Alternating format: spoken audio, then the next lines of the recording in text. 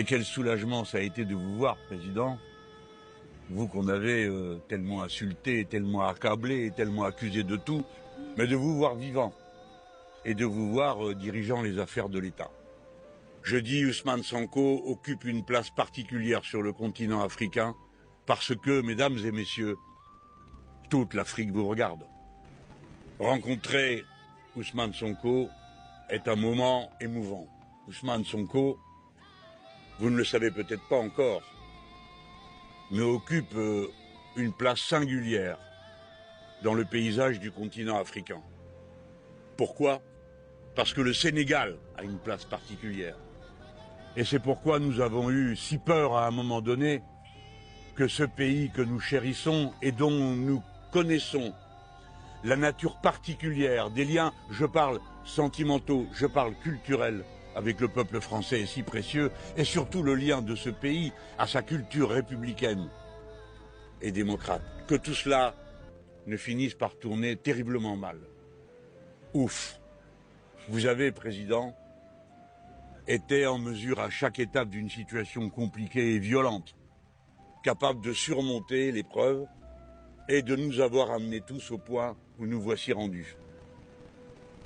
Un Sénégal démocratique, attaché à ses tâches, se présente, tend la main au reste de l'humanité. Et quel soulagement ça a été de vous voir, Président, vous qu'on avait tellement insulté, tellement accablé, tellement accusé de tout, mais de vous voir vivant et de vous voir dirigeant les affaires de l'État. Après le reste, j'en suis sûr, se fera sur la base de l'enthousiasme qui vous a amené jusque-là. Une révolution citoyenne a eu lieu au Sénégal et elle s'est terminée d'une façon démocratique par une élection qui a ouvert un tout nouvel horizon à la patrie commune des Sénégalais.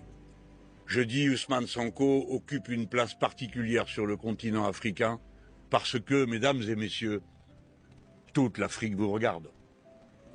Et j'en ai eu le témoignage avec les diasporas. Je ne dis pas la diaspora sénégalaise dans les rues de Paris. Les diasporas africaines qui toutes sont venues me féliciter de venir à votre rencontre. Je crois que vous incarnez tout ça. C'est beaucoup d'attentes, j'imagine.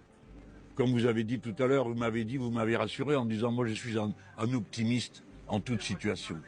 Mais je vois à quel poids cela peut représenter sur les épaules de celui qui a à le porter. L'Afrique regarde de ce côté-ci et disons les choses comme elles sont. Parce que le peuple sénégalais, comme tous les autres peuples d'Afrique, veut contrôler son futur et qu'en se mettant en mouvement, il a réussi à y parvenir par une forme démocratique, par un vote, par une élection sans aucun doute sur son résultat, acquis dès le premier tour, c'est dire la force de l'impulsion qui a été mise en œuvre ici. Toute chose à méditer dans nos pays, et je n'en dirai pas davantage puisque demain, vous me faites l'honneur, Monsieur le Président du parti et par ailleurs Premier ministre du Sénégal, d'une conférence commune, ce qui sera pour moi une première dans ma vie de militant.